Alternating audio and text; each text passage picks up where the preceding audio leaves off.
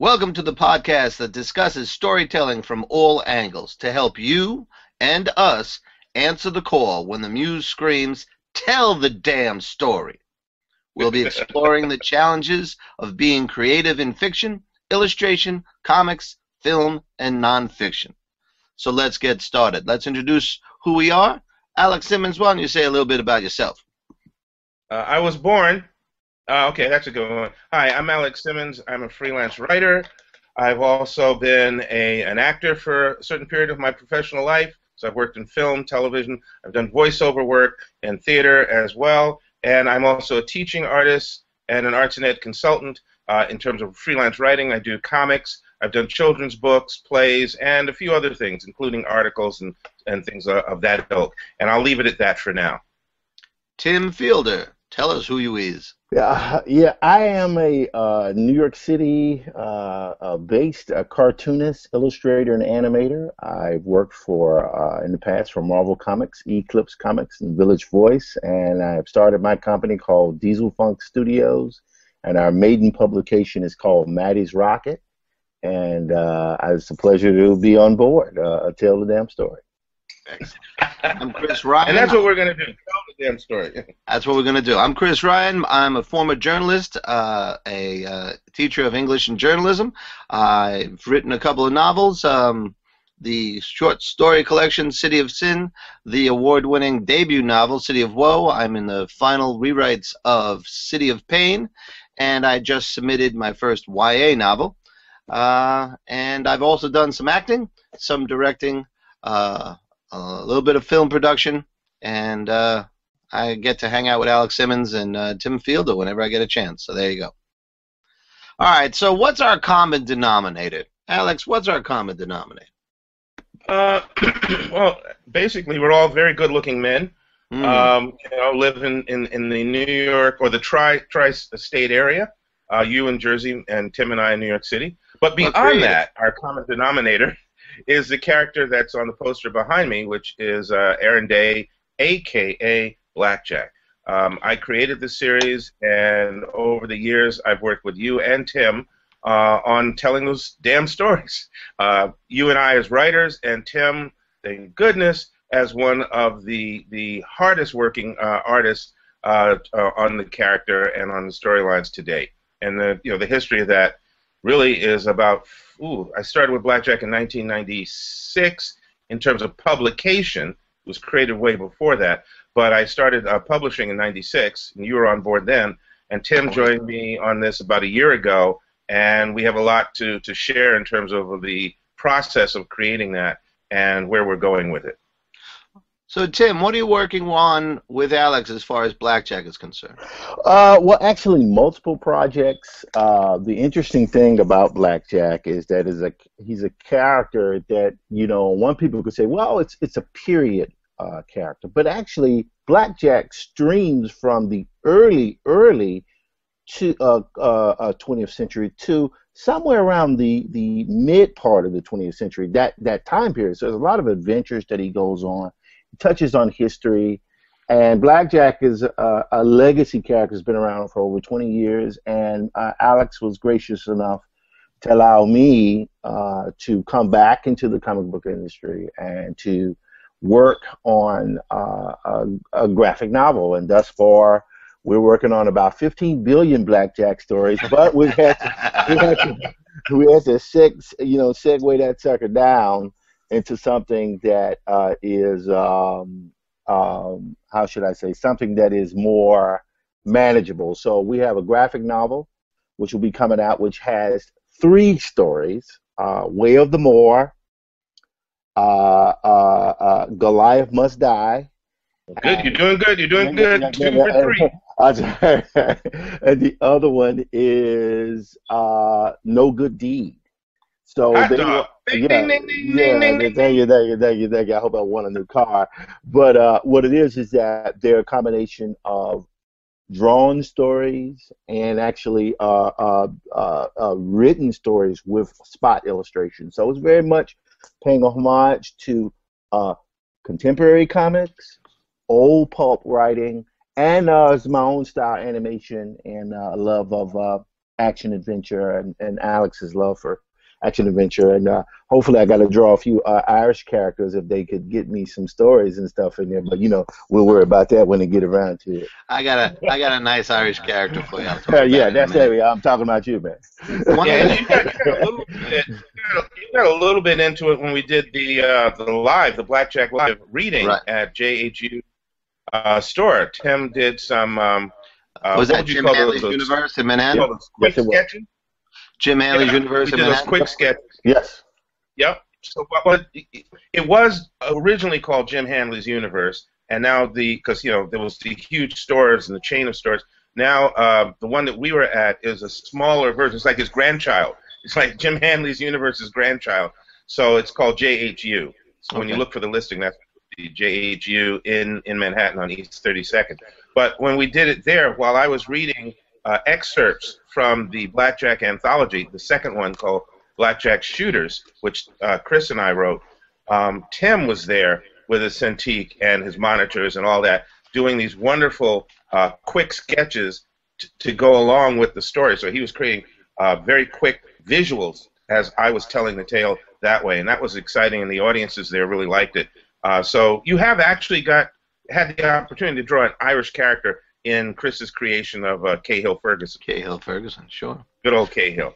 One of the things that I find most fascinating about Blackjack is, the pitch is that he was a soldier of fortune in the 30s and onwards, and he is that, and that's where you get kind of that pulp foundation.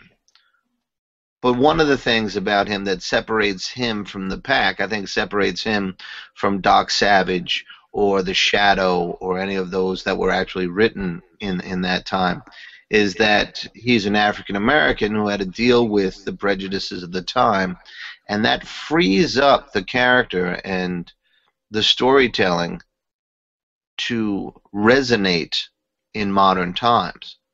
And one of the things we were able to do with Blackjack Shooters is write Blackjack stories in his time that directly spoke to the political and social crises that were facing our community in the last year or so.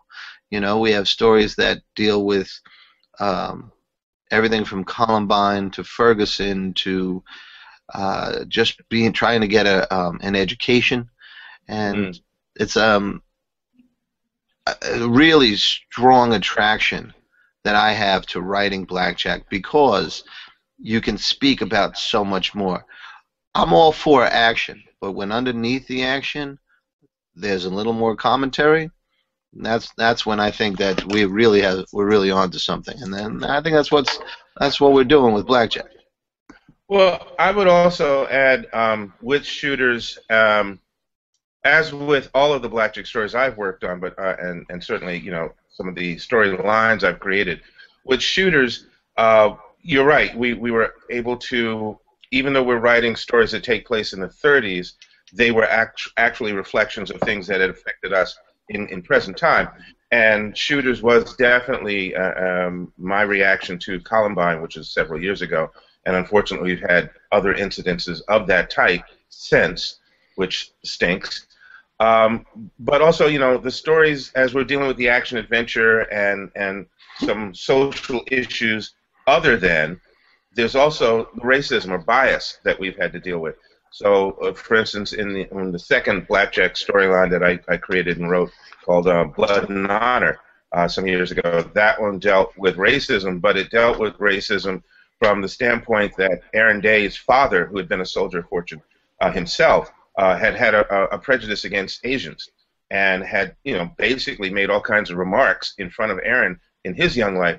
So that here is Aaron the adult going into the same business that his father was in, following his daddy's footsteps for that, to put it another way, took an assignment to protect a Japanese dignitary.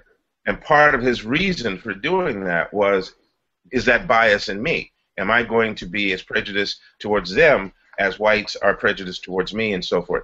So, that was a theme in that story that was underneath all the action and adventure and craziness that was going along.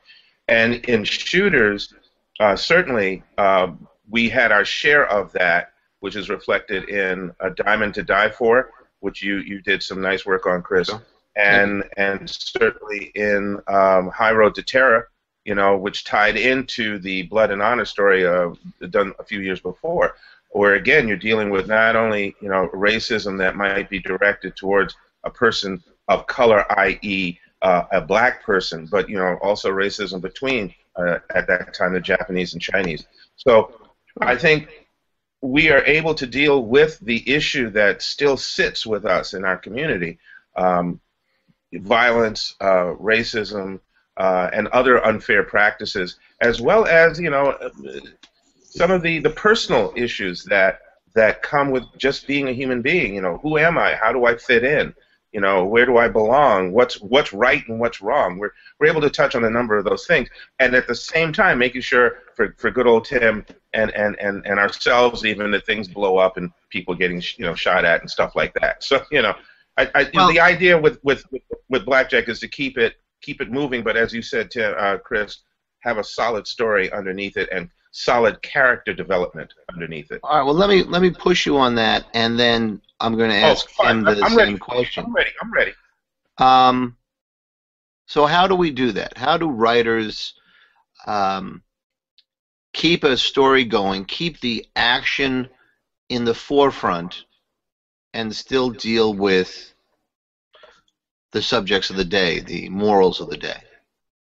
Well, I want to know what you think as a storyteller. Then I'm going to ask Tim what he thinks and how he does it as an artist.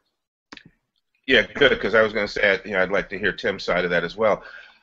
My thing has always been, I didn't say a lot of it in the beginning, but I've written Batman. I've written funny action adventure stuff with Archie, because I've done that. I've written silly mystery and action adventure with Scooby-Doo, and some other characters that I've worked on in comics, as well as detective YA novels and things along that line. And my golden rule is I can actually come up with a plot that has all that stuff in it. These guys think that they're being chased by zombies, or they're being chased by thugs or whatever, and they're going to run here, and people are going to shoot at it, it's going to blow up. It's very easy for me to come up with those situations.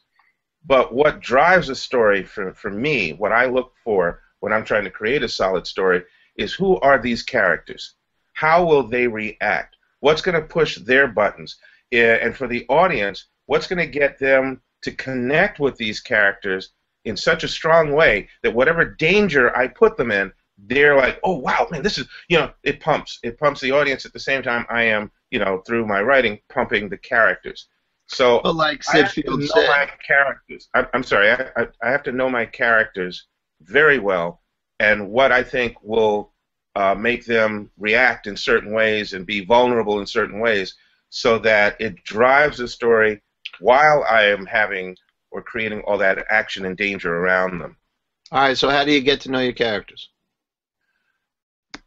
For me, I spend some time with them. If I'm creating a brand new character, that's one thing. Obviously, you do Batman, or you do Tarzan, which I've done, or Scooby-Doo, or Archie, or any of the other well-known, iconic characters I've worked on. You do your homework. If you haven't been reading that material, you get a hold of that material. Some publishing houses that own these iconic characters have what's called a series Bible, which is a volume of information about the characters, their supporting characters, the world they exist in, and you got to become familiar with that. And that's a beautiful thing, but how about with Blackjack? You said you hang out with your characters, you get to know. How did you get to know Aaron Day as intimately as you know him? Well, I don't know if I use the word intimate. My God, Oh, come on now. I would say that Aaron. You have to go back to creation. My creation of him. So we're going back to the '80s. Was when I came up with him. I grew up watching action adventure stories, and the heroes were the heroes, and I identified with them, and that was fun, and that was fine. But I also, the older I got, became more and more consciously aware of the fact that the heroes never looked like me. especially in those early days. They were always white males, and I cringed, but there were a couple of shows that I saw as a kid here in New York on syndicated television, like with Sheena, Queen of the Jungle. So you had this blonde-haired woman whose hair was always well coiffed, by the way, living in the jungle, fighting lions with her little knives and things. But again, you grow up seeing these action adventure stories, but you don't see, or I didn't see, anyone reflecting my life, my color, my heritage. So somewhere in the early 80s, I started thinking, what would it be like if I were on this adventure, or what would it be like if I was portraying, because I was into acting at that time, if I wanted to portray a character like that, what would he look like?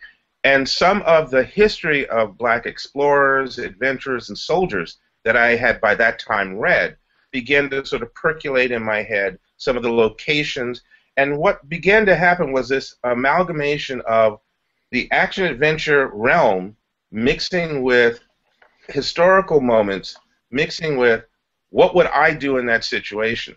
And what came out of that was this sort of fuzzy image of a black soldier of fortune. I didn't want to do the Indiana Jones things, one, because it was already being done, but this black soldier of fortune rather than a professor or a doctor or just a simple explorer, and I don't mean simple as in intelligence. I wanted to do somebody who would have existed then. And one of the things that happened is, when blacks went to fight with Theodore Roosevelt and the Rough Riders, or when they went to fight in World War I, and they were put on a battlefield. Again, you have to understand the attitude of a lot of the white elite or the military and so forth was cannon fodder. These guys are probably not going to be that good. They're probably not going to be that intelligent, but we need bodies out there. So you wanted someone who may have been perceived as cannon fodder, who was actually the best warrior on the field. Well, I think I got to that point because when you start creating a heroic figure, an iconic figure, you eventually go the best of. But at first, I just wanted to say we were there, and we were that good. There were decorated men. One of the research characters I came across, historical figures, was just as I started to say it, of course, the name goes out of my head, Eugene Bullard. Who was an African American who went to Europe in the early 1900s, who by the time he got there, I'm not going to tell his whole story, but by the time he got there, wound up fighting in World War I for the French Army and then the French Air Force, and one of the most decorated, soldiers of that time. So, I mean, there were people there doing that kind of stuff. So I wanted a character who was there doing that kind of stuff, and then I started to add on the fictional things. Right. So what you look at is you look at what's your goal in terms of creating this character. What do you want this character to be like? You look at if you're trying to come from some reality. You look at people who actually were there, who actually were involved in that sort of thing. And then you think about personalities. You think about what would that person have been like? What would that character be like? What has he or she gone through? In this case, what had Aaron gone through? Who was he as a human being who became this soldier of fortune? And I began to look at my own childhood. I looked at the childhoods of people who lived at that time, not necessarily a specific one, but what would a black child in 1918 been going through? What would he have had to face? And then you start to put those pieces together. What you want them to encounter, what would a real person have gone through, what of you, the artist, that you're bringing to the table, what are you bringing to the table?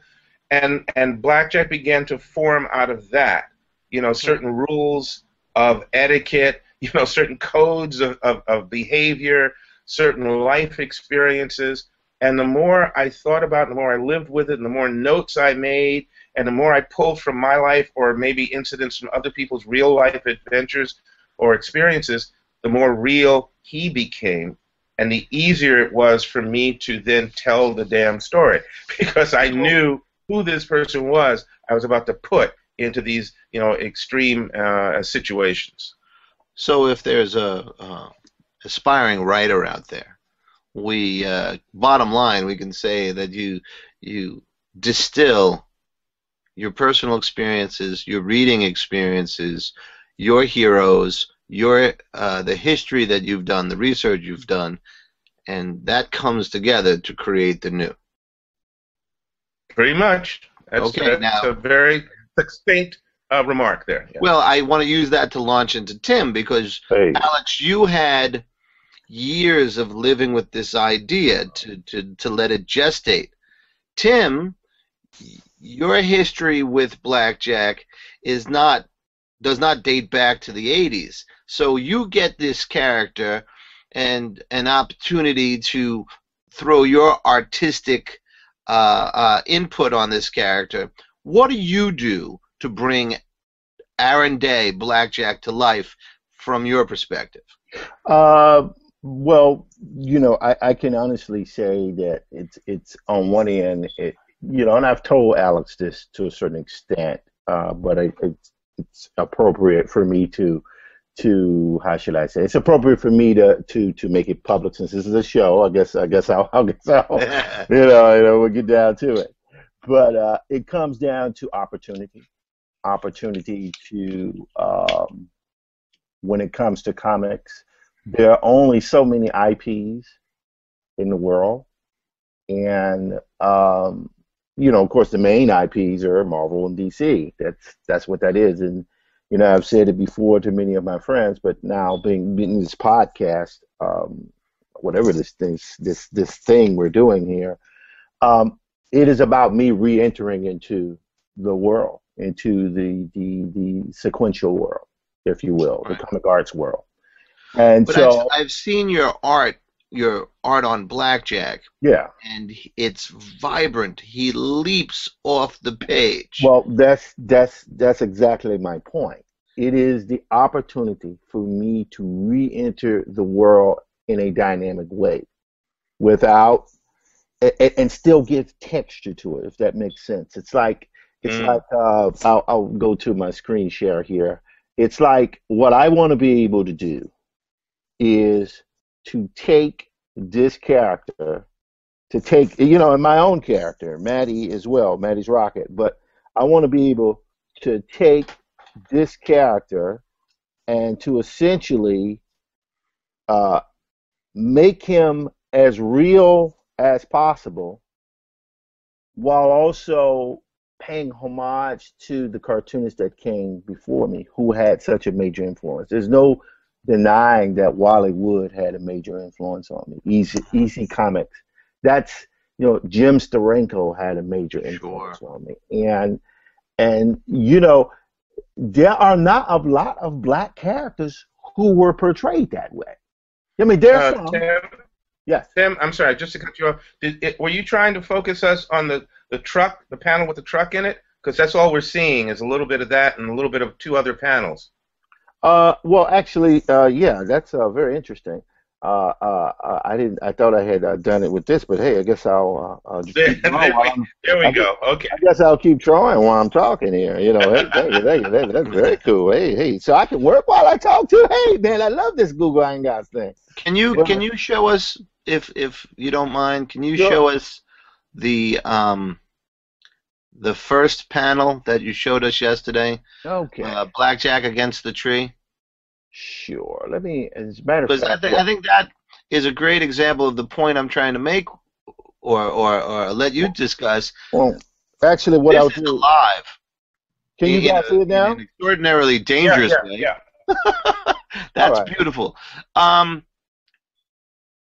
So just looking at this here, and I'll just turn all the layers off so we can see exactly how I'm working. And so essentially, what I'm trying to do is to tell the story of this character and to give the weight to portray the story sequentially, give it the true dignity that he needs, but also to develop that brutality that has not been done with black characters in comics. It really hasn't. Could you expand on that? What do you mean by that? Well, you've had a certain level of anger, and Alex is very mild-mannered, but he's kind of pissed off too. Yeah, so I get that, but it's almost like Aaron is a way of doing work, and I didn't say blackjack. I said Aaron is a way of doing work in a field that I love it. I love comics. Even though I was out of it for a while, I love it. Two, it allows me to use all the skills that I've developed and that Alex, definitely brought to my attention, that I developed while I was not in comics, in animation and film. I'm a storyboard instructor for the New York Film Academy. So I've just been immersed in how people compose shots and how they like shots. I can take all that information and put it in Blackjack, put it in Aaron Day's story. And to do it by, when I say that it wasn't really done so much in comics, sure, but in film, you got your Avery Brooks, you got your Fred Williamson, you got your Jim Browns, you got all that. Sure. And but it hasn't been done necessarily in comics. We've come close, but most of that stuff has been superhero stuff. Cool. Which is relevant. It's relevant. Don't get me wrong. Right. But you're not gonna see, or unless someone, maybe there's some historian out there who knows, you're not gonna see a black male character. And hey, I'm gonna take care of the black woman part too with Maddie's Rocket. But with black men, you have not seen black male characters depicted in a way where there is a level of lushness to the art, the shadow, the cinema, like a Steranko, like a James Bomber, and Aaron Day is that opportunity to do that. Which, as soon as you guys start giving me stories, I can start painting on those covers, man. Before we pitch new stories, Tim, could you just show us the different layers here so we can see all of the lushness that you bring to this one particular picture? I'll go to that. So first, it comes out with a sketch, and I send everything to Alex for his approval. We're pretty fast. This thumbnail here that you're looking at was actually very small when I did it. He sends me a script. I literally take the script and break it down visually like this, very fast. And I work digital, so I love paper and pencil, but it's kind of dead for me now. What program do you use digitally? Photoshop for everything in terms of the coloring, the drawing, but the characters are the only ones that I use a program called just recently called Made with Mischief. And let's see, and so that is what I do. So once I get that right there, this is the background here. Okay. And we add in a color layer on top, and this is just a gradient because I suppose I can't go into the story here, but let's just say there's fire coming from down below. I got it. So the story informs the art. Yes, and then from there, so I add these little streaks. Thank God for motion blur, a little background there, and see all these little tones. It's just like painting. Sure. You just go in and you're adding little tones. But I would point out how much danger comes from each level here. Right. The story the scene becomes more intense with each level. Right. Well, the idea is like my man there's no such thing as a mistake. It's all happy mistakes. So the idea is the beauty of working digital is that you have the ability to add layers of context, visual context. Beautiful. So I can go, as I'm doing this here, okay, I want the grass light there. I can put that little glow on there that makes it dramatic. Then I went through this, and actually this is his color, that's his flats. Then here I can go in and add the tones, the highlights, because you want those bolts flying past his legs, and then of course that is there. So there is a character there is laid right in there, and it allows me to, as I'm working, I know all artists do this, particularly today with the digital technology out there, but I want to think like a cinematographer. I want to be, when I'm working, I want to think, now what would Roger Deakins do in this situation? Roger Deakins, for anyone who knows, is a cinematographer he's cinematographer for Blade Runner. He did a number of the Coen brothers films. And the film that most recently he's known for is Skyfall, which was Beautiful movie. arguably the best looking James Bond movie that's ever been done. I mean, it was like, oh my God, who shot this? Oh, Roger Deakins shot it. So those type of things, like even stuff like this, like that debris, which actually isn't in the version that most of you guys saw. This is just trying to add that energy. I am I am what? Wow, no! When you added that next layer of okay, yeah. Okay, I was like, everything all right, man? What happened? But the thing is that there's more action in this than there is in the version that's been posted, on the web. Right. And so now I can go here, add these particular things in, and give it that. I just want to not just give homage to the character. I want to visually give homage to all of the black male heroes that never had their stories told in a visual way. You have pictures of them, but you don't have those movies done. You don't have those comics. You certainly don't have any of the comics done. So as long as Alex will have me, and my arms or legs don't fall off, I want to be able to put some time into it. I feel like I got at least 2 or 3 graphic novels in me, and all those graphic novels. I like the format we got now, where it's not me telling like a big 56-page story, unless we get to one of those. But it's like 22 here. Be careful what you ask for. Well, but that's what I'm saying. It's fun. It's fun. So well, let me say this about again about this illustration as a great jumping off point. Okay. It does encompass all of your goals. Oh, I thank you. And one of the things that I love about it is that it allows me to echo what I was saying before. This is simultaneously a pulp visual. Yeah. And a Tarantino film, right? Or a modern action film. It is definitely Tarantino. It is right. It is against all odds. This guy only has a chunk of his world between him and certain death, and look at him. He's just timing the bullets. You can see the heroism on Blackjack's face. He's not at all daunted by being absolutely surrounded by death. What a great, great, great illustration. And it kind of lets us get to those things, because as creators, we are intaking all the time. You spoke about the cinematographers. Alex and I ate a steady diet of pulp novels and radio shows and comic books coming up, and I'm sure, Tim, you were all over a lot of that stuff too. Oh, yeah.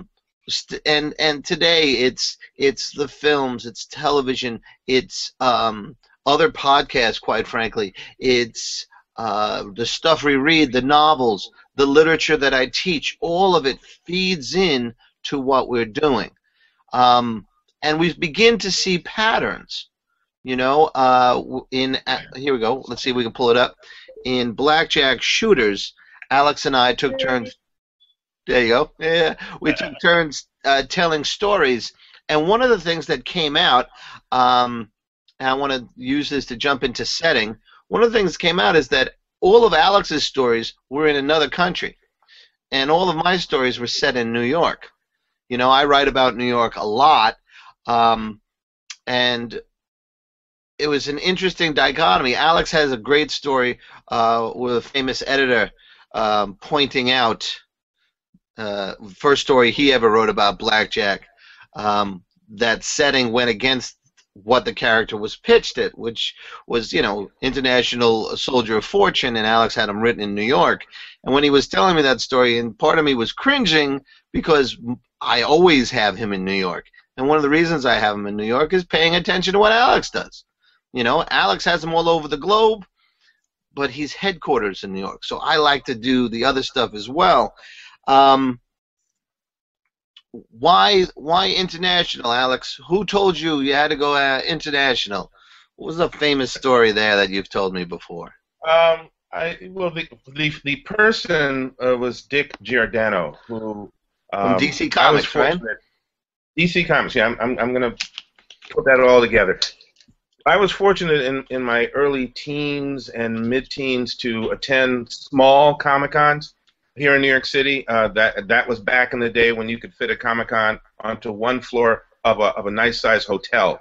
And you got the banquet room and the conference room, and then you got some sort of walk-around area. But it wasn't the Javits Center, with almost 200,000 people. So you could meet writers and artists and editors and all these people face to face. And so, I was one of those kids coming in there and meeting these people. So I met Dick Giordano when he was basically seriously working, strong illustrator, inker for DC. And he'd had a long history before that. So as I was growing up and growing older, I kept in contact with him and a number of other people like Billy Graham and people like that. And when I finally came forward, I've been writing a number of other things, but when I finally came forward with a comic book character that I wanted to do, I'm thinking, let me go to DC Comics with it. And I'm thinking also, who do I know there really well? And it was Dick Giordano. So I took it to, I wrote this script. As I said earlier, I lived with the character. I worked out all this stuff about his personality, his background, all of that, his family. And then I wrote this first script, and I really just put my whole heart into that. And then I went to see, Dick Giordano. And so you pitched Blackjack to Dick Giordano? To Dick Giordano in DC Comics, yeah. Wow. And he read the script, not just sitting there. I sent it to him, and he read it. And when I went in to meet with him, he told me the stuff that he liked about it, some of the things that he thought, in storytelling in comics. This was my first time working or attempting to work in that framework. You read them all the time, but to actually do it was something else. So he was telling me some little things about that, and then he said, really think this is great. I'd love to see it done here, and blah blah blah blah blah. He says, but I have to ask you this. I have to bring this up. He says, Blackjack is this, world-traveling soldier of fortune, this African-American, traveling all over the world. And I'm thinking in my head, what there's a problem with that? I know, there's prejudice and everything, but I've worked that out. I'm going all in my head, ready to come back to him with why it needs to be a black character traveling around, and I can work out all the stuff that he would run into. And then suddenly I hear Dick going, this is great, and this is says, but globetrotting. Why did you then do your first story with him in New York City the whole time? He never leaves the city. And I'm going, and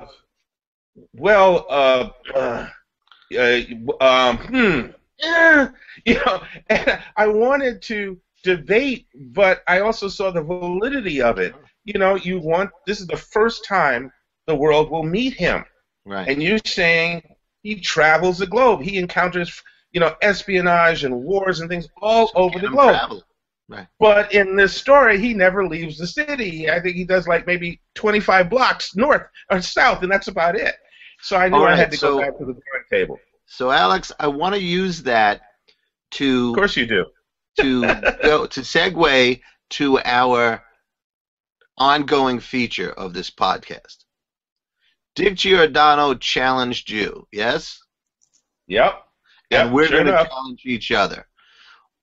One of the things that you can talk to us about is that the last thing we did for shooters, right? And this will get to the challenge. So I'm going to hold this up one more time. Here is the cover of Blackjack Shooters. Who is the artist for this? Jamal Y. Igle.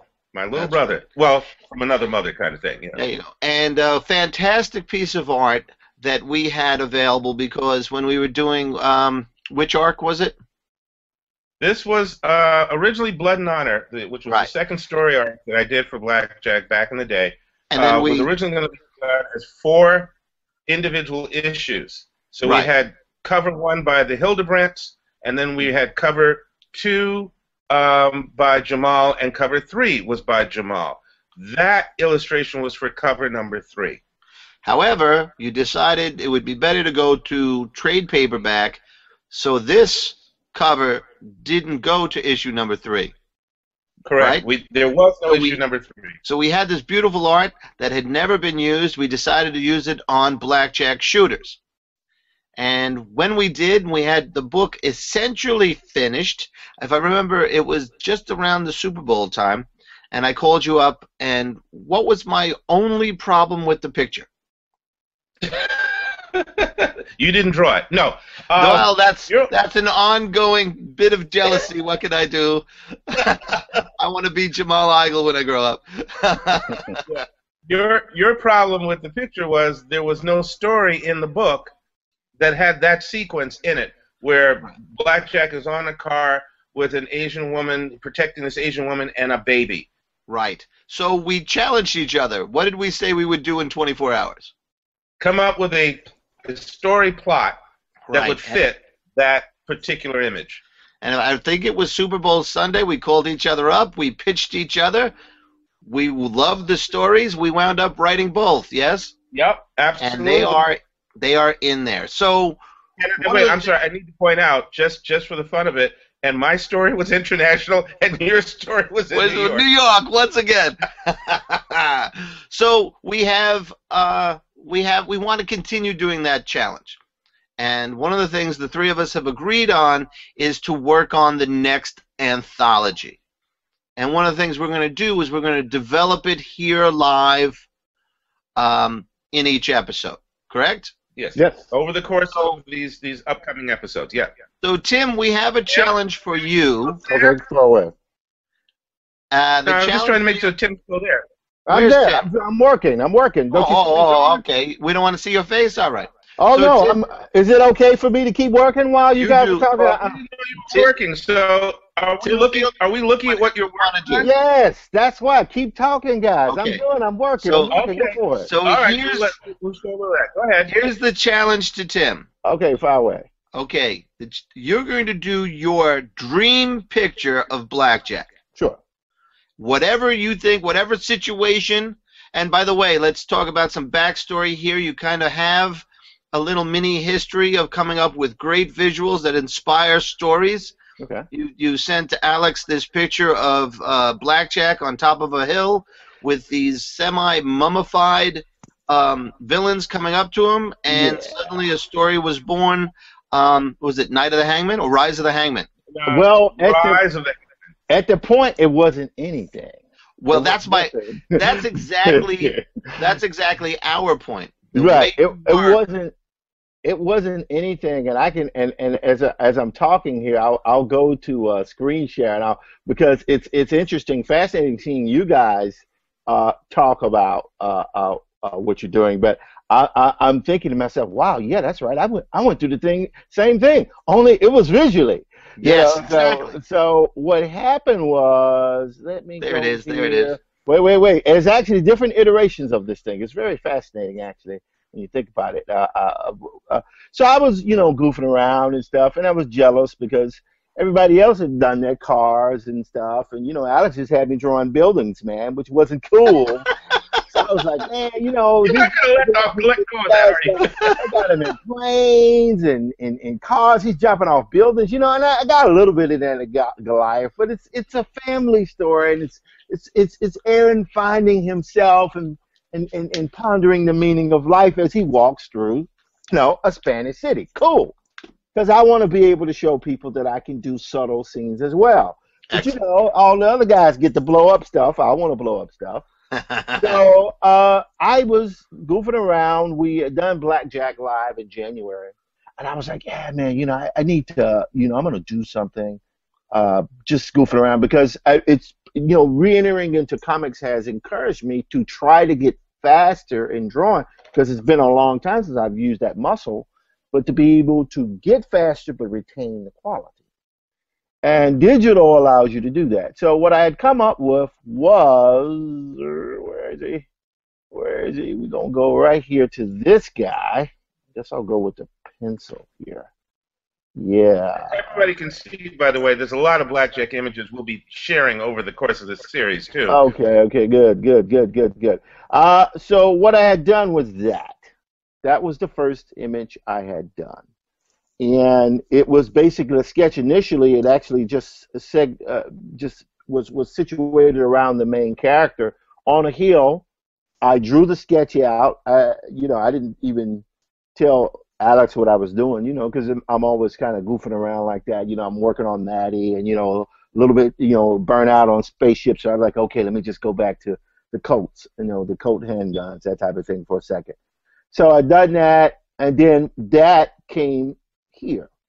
And I just, even like the black hill, it's just the economy. Okay, how do you make this guy stand on a hill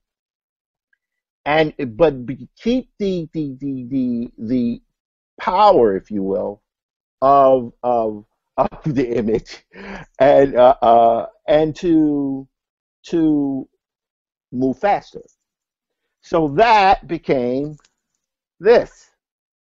And once I did that, of course, I posted on the web, just goofing around. And of course, Alex is like, hey man, what's that image, man? What are you doing? I was like, oh well, I'm just practicing, man, trying to get faster. So we started talking, and he was like, well, hey man, maybe that could be developed into something, adding 1,000,000,001 stories now.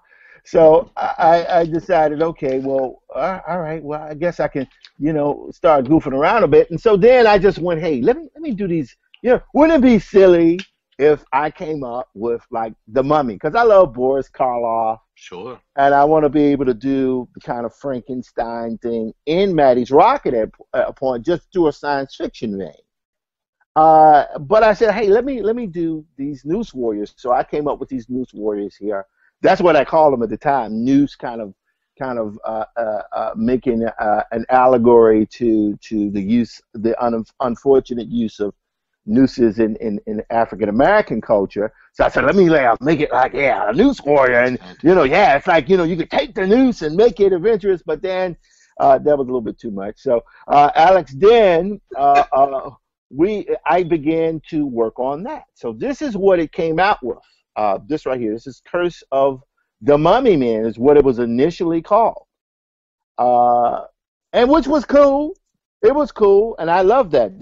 But we changed that, and then I actually came up with this guy, this big guy in the background. Most people haven't seen that one, but Alex correctly picked out. We're not seeing it now either. Can you see it now? Can you see it? Wow, now that guy. Okay, I'm sorry. So it was here at one point, and it was there at one point. So Right. These characters, so it went from here to here.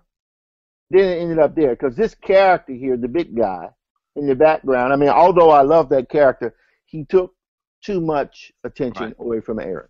Right. And I'm also a graphic designer, and I love people like Dean Motter and the work that they've done with their layouts, and that's this new guy who's been around. I don't know if he designed Saga or whatever, just as a book design. What you're doing is you're taking your art and you're trying to deliver the maximum impact of how things. Saga, the artist on Saga is Fiona Staples. She's amazing. Yeah, she is, but I'm talking about the person who actually designs the format. Okay. Graphic designer. Yes. Graphic designer. Yeah. That is a huge component. So Dean Motter, Paul Ricochet, those guys, the work that they did on Mr. X, it was always one of the heartbreaks of my life was when, I love Jaime Hernandez, I love those guys, and I thought what they did was great, but just the Paul Ricochet version of Mr. X was just absolutely insane. So that's what I want to do. I want to be able to, I think we were talking the other day, and Chris, you mentioned branding. Yeah.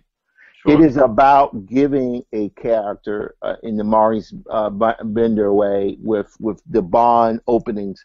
It's about branding a character. So a person can see it and boom, immediately they go, oh, there's Blackjack. Right. That's what I want to be able to do within this and with all the projects I'm doing. And Blackjack has this logo. I'll just mention very quick. That logo, I used to hate that logo. I now love that logo. I love that logo. It is everything. Who designed that logo, Alex? In order of importance, a dear friend from high school who I've remained in contact with all these years. Her name is Elizabeth Sheehan, and she is a graphic designer. And when I started to do Blackjack back in the 90s, that was the person I went to, not only for the interior design of the book, but also to design a logo that would speak to the adventure aspects of it, but also the retro or nostalgic back to the 30s, 40s kind of feel as well. So she did her homework, and that's what she came up with. And just really amazing. 2 quick points. Liz did both of my covers here. So I use Liz as well. Love her work. Tim, can I talk to you about, or get you to talk about your addition to Liz's logo? Very important addition that a certain creator has kind of been I don't know what's up wrestling with, but I think works really well. Man, we have people in this world that it took them a while, only like 50 plus or so years, to understand that, like I could say, for example, I could put a very yummy pie on the table, and I can keep doing it for 20 years. Eventually, someone has to wonder, who made that pie? That's right. Who cooked that pie? Who made the pie? Right? And, modesty is good. Modesty is great. But 25 years worth of modesty is not good.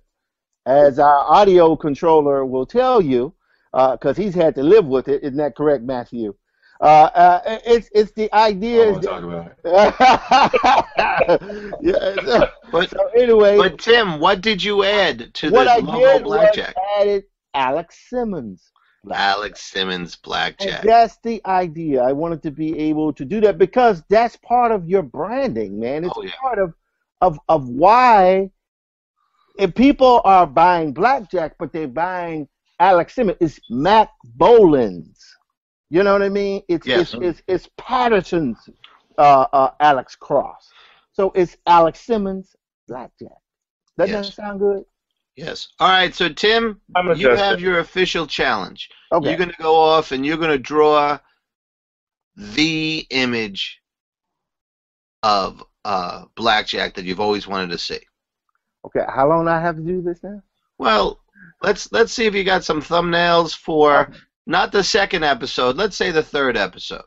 Third episode. Okay. Okay.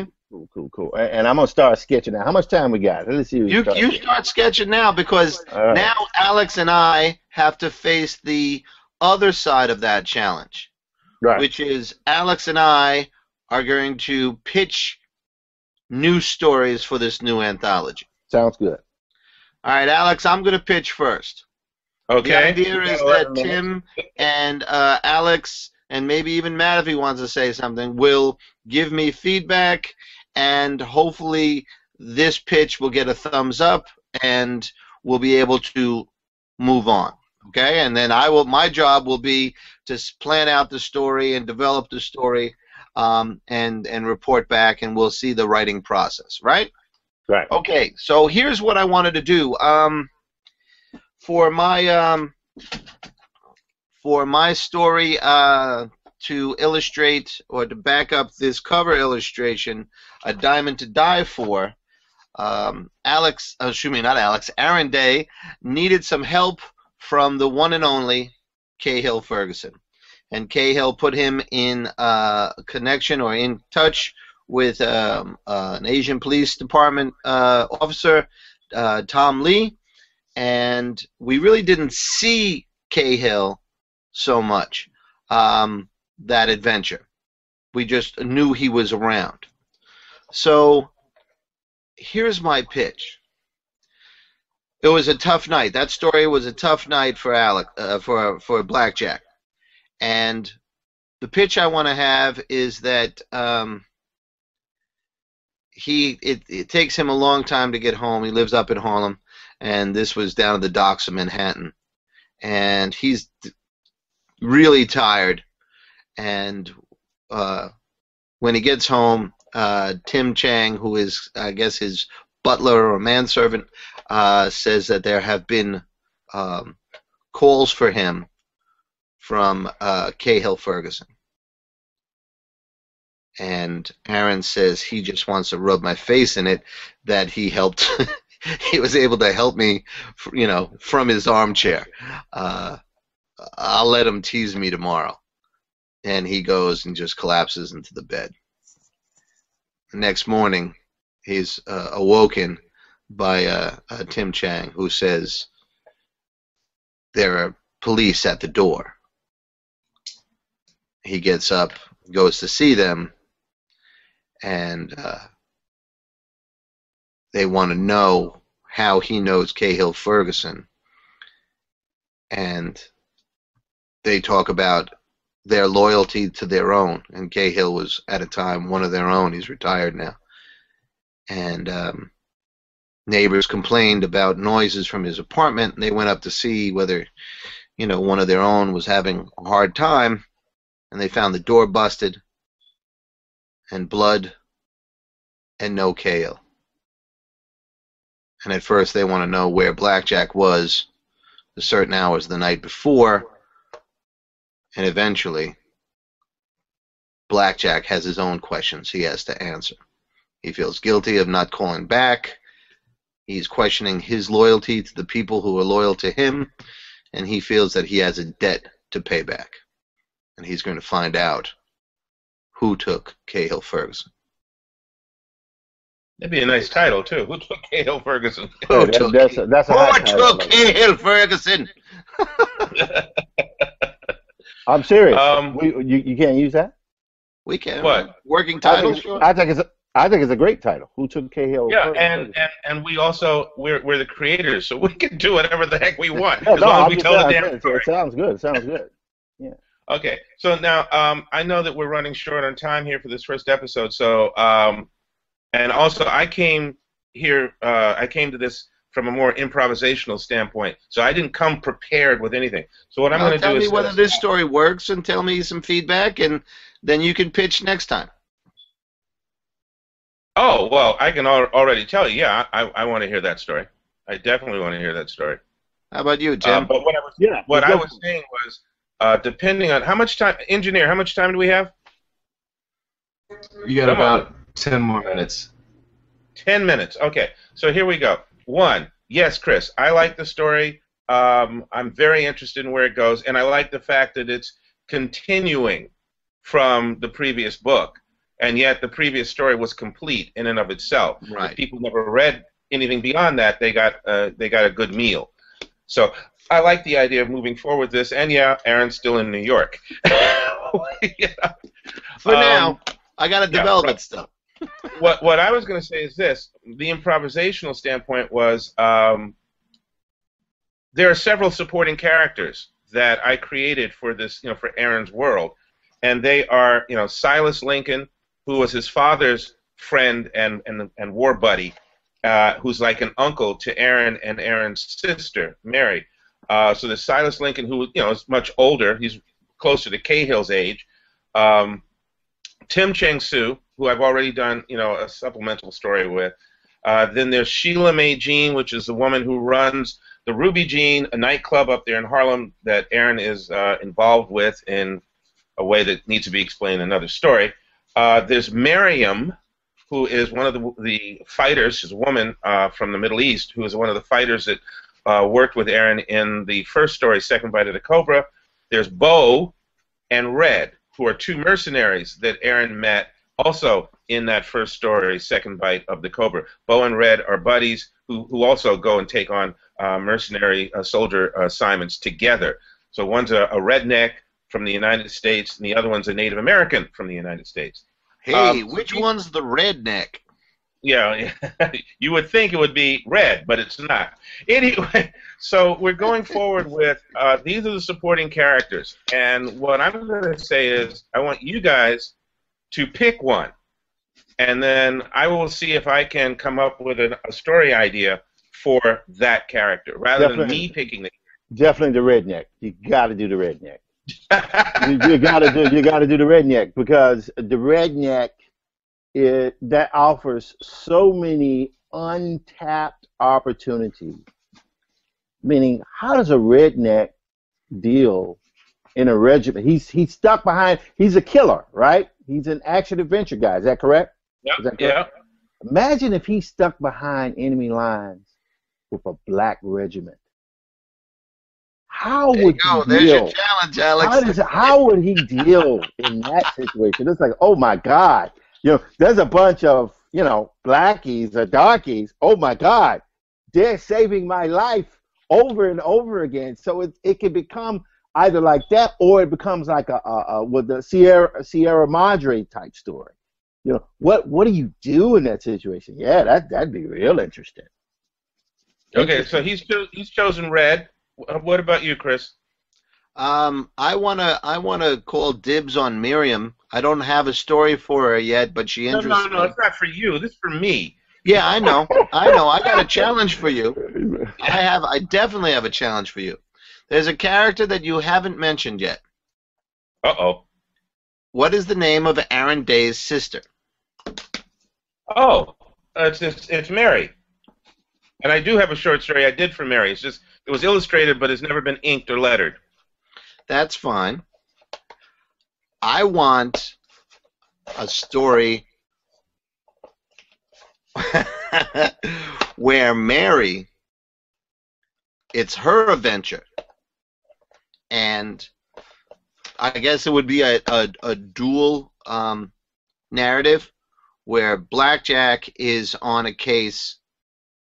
Separate from that, Mary is on a case. I don't know whether they're in Paris or wherever, but they don't know each person is there, and they get to a point where they're at a crucial point, whether they're chasing their villain or whatever, and they meet up.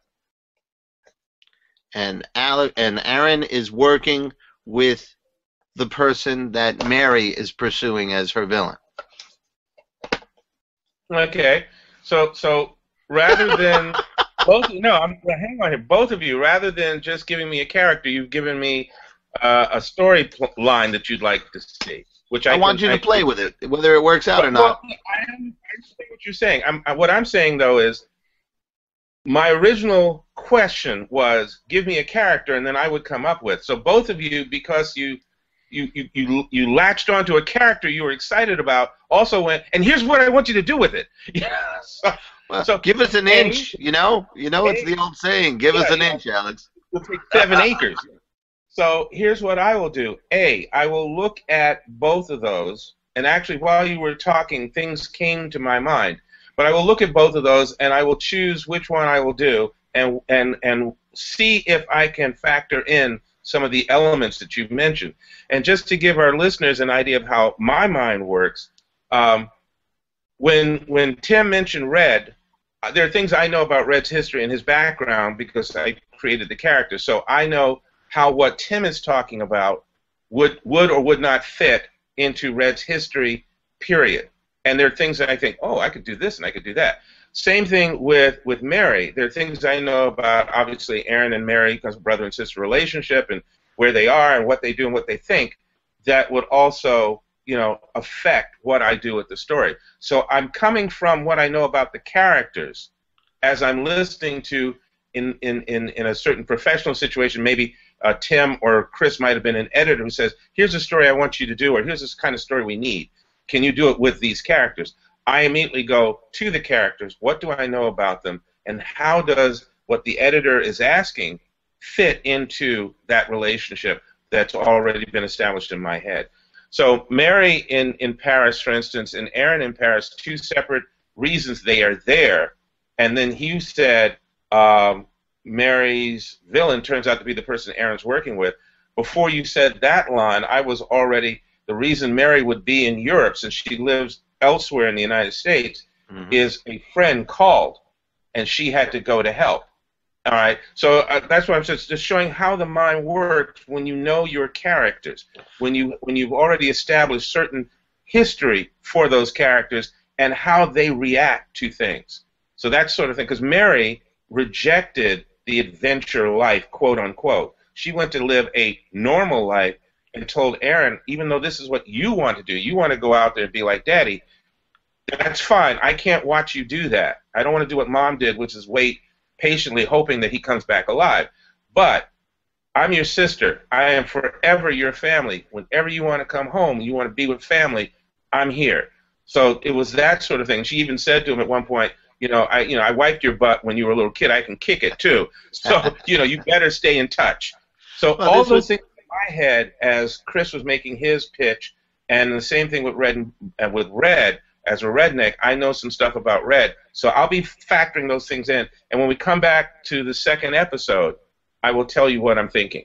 I will tell you what I will do. And that's part of the function of this podcast, is to see the creative process. So we're going to be able to be enriched by someone who created the characters and knows the history, and myself and Tim, who are, well, although I've been involved off and on with Blackjack for 15 years, maybe a little more. Maybe. I still don't have the wealth of knowledge that you would have. And Tim has a visual, as you can see on the screen. He's already jumping into yet another fantastic illustration. So we have our challenges cut out for us. And the clock's striking 12, Cinderella's. There we go. So look for Alex Simmons at blackjackadventures.com. Look for Tim Felder at Tim. You're at dieselfunk.com. Dieselfunk.com. Maddie'sRocket.com. You can check that out. And Maddie's Rocket is out and available for purchase at Amazon and Barnes and Nobles. Yes. And in digital download for Peep Game Comics. And Maddie's Rocket will be out there. Okay. Sorry, hey, I had to do it. Go ahead. And you can find some more about me at chrisryanwrites.com. Of course, Alex's Blackjack and my own novels are also available at amazon.com, both in print and digitally. Looking forward to see you next time. In the meantime, write the damn stories. Yeah. Excellent.